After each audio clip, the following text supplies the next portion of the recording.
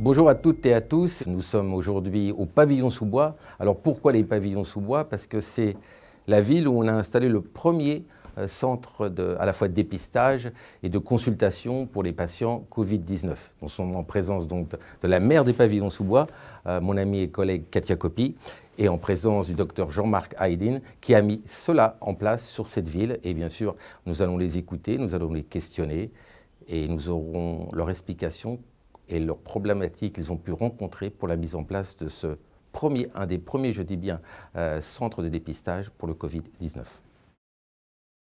Docteur Jean-Marc Haydin, d'abord cher collègue, puisque vous êtes aussi médecin généraliste, merci de nous recevoir dans son superbe centre de santé. J'aimerais bien que vous m'expliquiez comment vous avez fait, quel a été votre cheminement pour arriver à une telle réussite sur cette ville de Seine-Saint-Denis.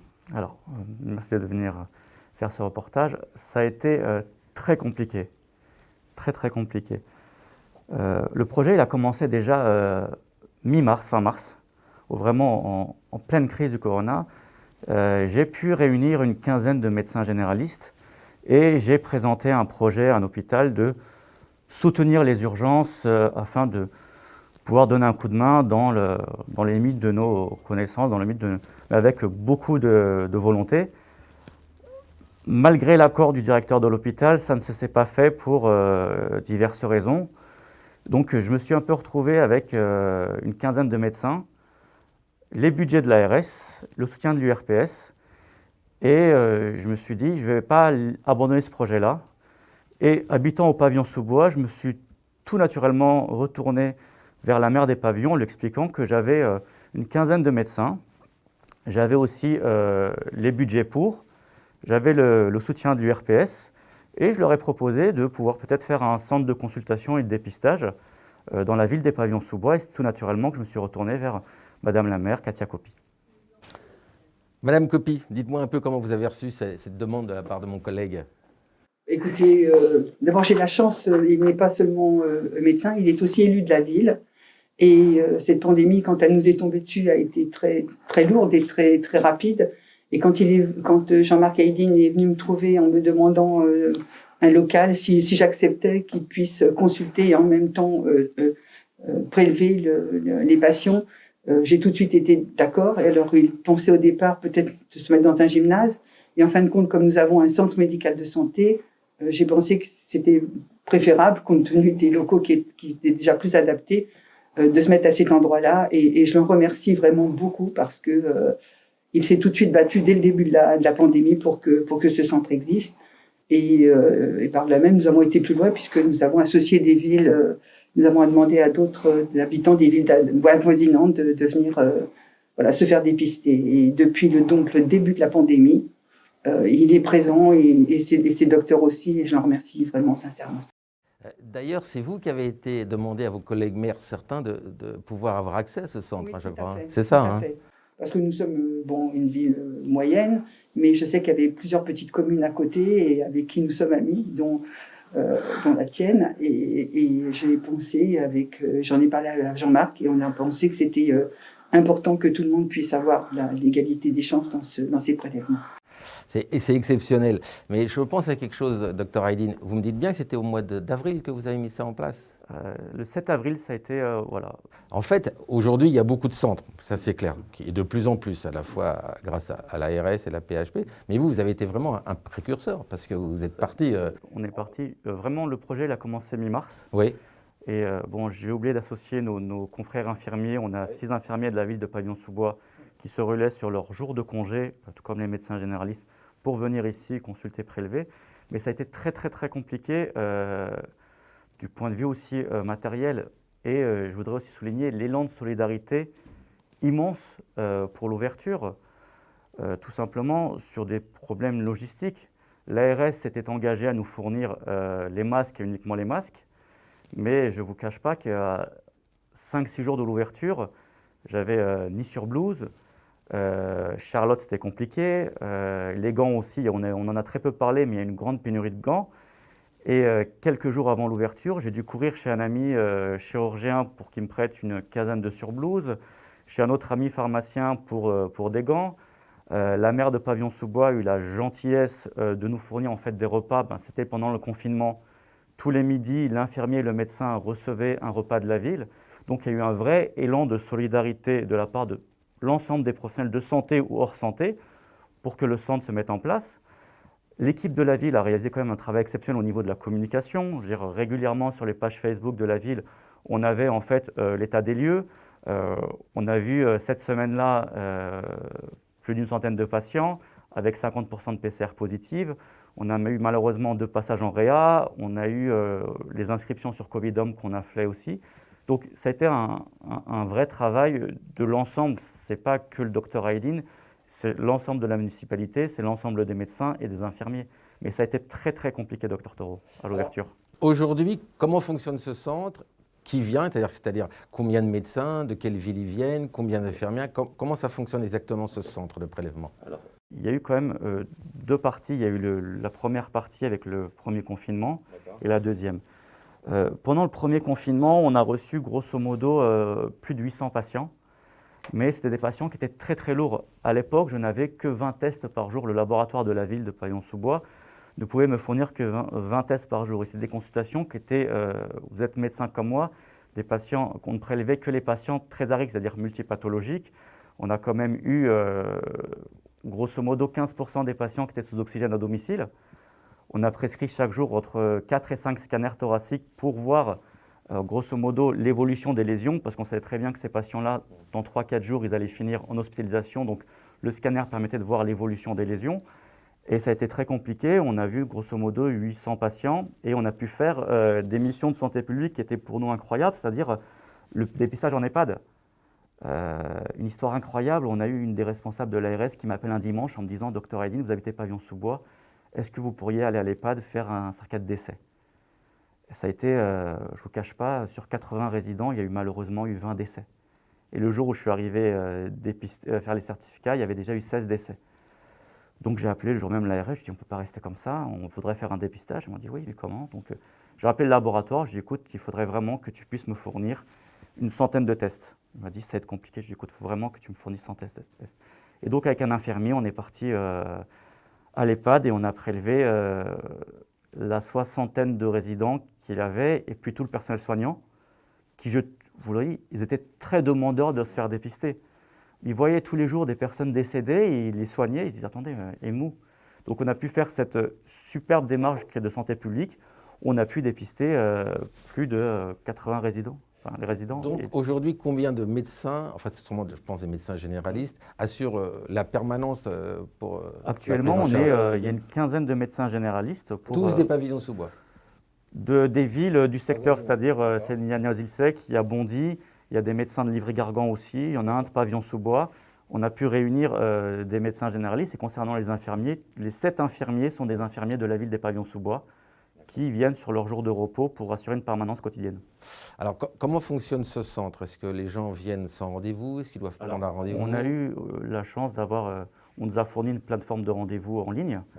Et les rendez-vous sont justement pris par une secrétaire de la municipalité ou la mairie nous donne nous met à disposition gentiment du personnel pour la prise de rendez-vous. Donc on donne rendez-vous aux patients et puis on a expliqué à la secrétaire les indications, c'est-à-dire le cas contact qui doit vraiment venir à J7, le patient symptomatique qui peut le venir maintenant. On a expliqué ce que c'était qu'un cluster, quelles étaient les indications, quand est-ce qu'il fallait venir. Et on a réuni grosso modo les patients en priorité de civils, c'est-à-dire des villes voisines, Pavillon-sous-Bois, Livry-Gargan, Le Raincy, Coubron et Vaujours.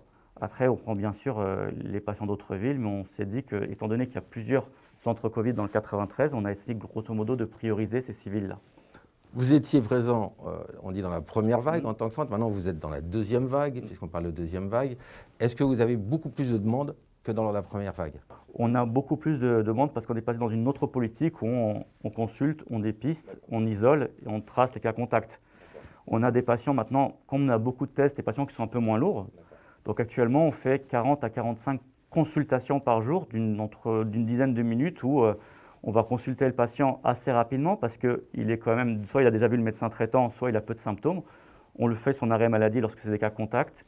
On lui fait aussi son arrêt maladie si c'est un patient symptomatique. Et on fait aussi les certificats d'isolement scolaire pour les enfants, parce qu'on a aussi énormément d'enfants. Et comme vous l'avez entendu, il y a eu quand même pas mal d'enfants qui étaient contaminés. On a dû aussi les consulter, les dépister et les isoler. Mais grosso modo, sur la deuxième vague, actuellement, on a un peu plus de 2200 patients vus, avec une moyenne de 40 par jour. Ok. Le taux aujourd'hui de positivité, il est à combien à peu près sur le nombre? Alors, à Pavillon-sous-Bois, on est supérieur à la moyenne nationale, tout simplement parce qu'on a fait le choix de ne pas prendre les patients qui étaient préopératoires et les patients pré-voyage. Donc actuellement, le taux de positivité il est actuellement de 25%, donc 5% au-dessus de la moyenne nationale. Aujourd'hui, quelqu'un qui n'a pas de symptômes, qui n'a pas été de sujet contact, mais qui souhaite se faire tester, ne sera pas testé. Alors, c'est compliqué de refuser les gens, mais grosso modo, on explique aux gens qu'il faut être aussi citoyen. On a vu les files d'attente dans les files de laboratoire pour se faire tester un peu pour tout et n'importe quoi. On a même vu que maintenant que la sérologie a été déremboursée parce que les gens se faisaient faire des sérologies juste pour savoir où ils en étaient, je pense qu'il faut être un minimum citoyen et de réserver les tests pour les gens qui en ont besoin. Plus on fait de tests, plus la durée des tests de résultats va être longue et plus on peut être délétère. Sur les résultats des tests PCR, longtemps, on a eu des résultats très tardifs, qui étaient à 5-6 jours, et ce n'était pas gérable en termes de localisation. Aujourd'hui, ici, nous sommes à combien de temps sur un résultat test PCR? Alors, je ne vous cache pas que nous n'avons jamais été au-dessus de 3 jours. On a eu la chance que le laboratoire qui se trouve dans notre ville est un peu le leader français des PCR, c'est le plus grand groupe. Et on a toujours été entre 48 heures, maxi 72 heures. Actuellement, on est à 24-36 heures. Avec certaines codifications, c'est-à-dire que le personnel soignant, le personnel en collectivité, les cas urgents, on a une petite note pour le laboratoire, ils sont rendus grosso modo en 24 heures. Moi personnellement, j'en ai fait une lundi soir, j'ai eu le résultat mardi matin. Donc on a vraiment aussi un passage urgent si besoin. Là, nous sommes à pratiquement 7 mois de l'installation de ce centre. Avez-vous encore des problématiques de fonctionnement? Non, on n'a plus de en problème termes de matériel Non, de matériel, plus du tout. De soignants, non. On a tout simplement, j'ai expliqué à Madame la maire, peut-être une fatigue du personnel soignant, parce qu'il ne faut pas se le cacher, ils viennent sur leur jour de repos, ou un jour ils ferment le cabinet. Ça peut être quand même fatigant à la longue sur 6 mois, mais j'en ai rediscuté avec tout le personnel il y a à peine une semaine, et ils sont encore d'accord pour continuer jusqu'à décembre. Puis on verra, mais au niveau du matériel, on n'a plus aucun souci. On a eu une solidarité. Plein de villes nous ont distribué du matériel. Il n'y a plus de pénurie pour les masques FFP2, comme on a pu voir en avril, où je devais chaque semaine aller sur Paris, au siège de l'ARS, récupérer une notation d'une semaine de masques FFP2.